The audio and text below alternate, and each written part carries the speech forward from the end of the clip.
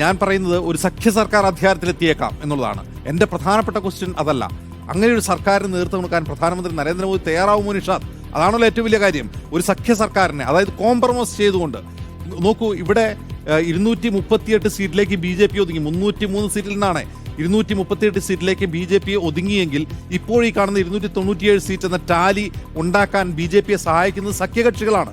ഏത് സഖ്യകക്ഷികൾ? TDP ആണ്. ആന്ധ്രാപ്രദേശിൽ TDP ആണ് BJPയെ ഈ സീറ്റിൽ നിലനിർത്തുന്നത്. മറ്റൊന്ന് പ്രധാനമായും ഒഡീഷയിൽ BJP തന്നെ ഉണ്ടാക്കിയ മുന്നേറ്റമാണ്. മറ്റൊന്ന് മഹാരാഷ്ട്രയിൽ ആശ്വാസകരമായ രീതിയിലെങ്കിലും ശിവസേനയിലെ ഔദ്യോഗിക വിഭാഗം, നിലവിലെ ശിവസേനയിലെ ഏക്നാഥ് ഷിൻഡെ വിഭാഗം ഉണ്ടാക്കിയ ചെറിയ നേട്ടമാണ്. അവർ 6 സീറ്റൊക്കെയാണ്. മറ്റൊന്ന് ചെറിയ ചെറിയ നേട്ടങ്ങൾ ഉത്തർപ്രദേശിലും മറ്റും ഉണ്ടാക്കിയിട്ടുണ്ട്. NDA ഘടകകക്ഷികളായ RLJD പോലുള്ളവ ഉണ്ടാക്കിയിട്ടുണ്ട് എന്നുള്ളതും ശ്രദ്ധേയമാണ്. ഇനി അവിടെ നമ്മൾ മറന്നു പോകരുതാത്ത മറ്റൊരു പേര് നിതീഷ് കുമാറിൻ്റെതാണ്. ബീഹാറിൽ 15ലധികം സീറ്റുകളിൽ ലീഡ് ചെയ്യുന്ന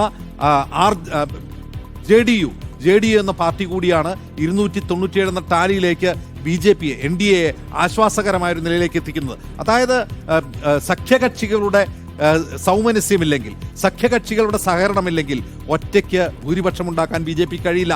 എവിടെ നിന്നാണ് ഈ പതനം? 282 സീറ്റ് നേടി 2014 BJP അധികാരത്തിലെത്തിച്ച നരേന്ദ്രമോദി അത് 303 സീറ്റായി BJPയുടെ നരേന്ദ്രമോദിക്ക് ഭരിക്കണമെങ്കിൽ സഖ്യകക്ഷികളുടെ കാരുണ്യം വേണം എന്നതിലേക്ക് കാര്യങ്ങളെത്തി.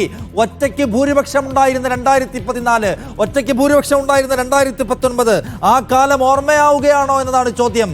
ഇനി സഖ്യകക്ഷികളുടെ നയവും നിലപാടുകളും അവരുടെ താല്പര്യങ്ങളും അവരുടെ കൂടി കൂട്ടുത്തരവാദിത്വം ഒക്കെ ഉണ്ടെങ്കിലേ ഭരിക്കാൻ കഴിയൂ എന്ന പ്രശ്നത്തെ മോദി അഭിമുഖീകരിക്കുന്നുണ്ടോ എന്നതാണ് ചോദ്യം. നരേന്ദ്രമോദിക്ക് അമിത്ഷായ്ക്കും ഒറ്റയ്ക്ക് തീരുമാനിച്ചുകൊണ്ട് കാര്യങ്ങൾ ചെയ്യാൻ, പുതിയ നിയമങ്ങൾ കൊണ്ടുവരാൻ, പുതിയ നയപരിപാടികൾ കൊണ്ടുവരാൻ കഴിയുമോ എന്ന ചോദ്യത്തിനാണ് ഇനി നമ്മൾ ഉത്തരം തേടാൻ പോകുന്നത്.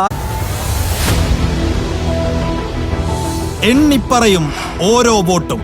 June 4 media 1-നൊപ്പം.